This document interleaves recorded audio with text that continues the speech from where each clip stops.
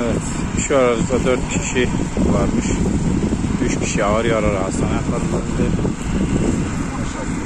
4. kişi ayakları, bacakları kopmuş bir şekilde aracın içine çıkarılmaya çalışılıyor.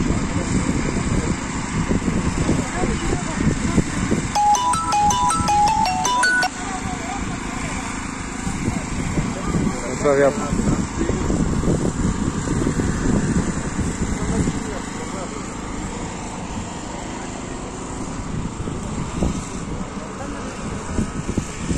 Bir kilometre bulan araç kuyruğu bizi kaza yerine yaklaştırmıyorlar.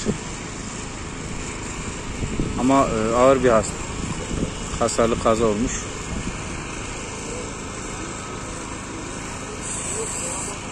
Tokat Suşehri, Tokat Reşadiye Sivas Suşehri arasında olmuş.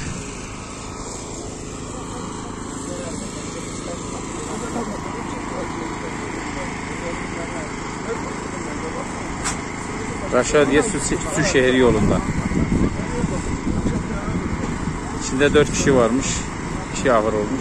Hepsi normal. Herhalde.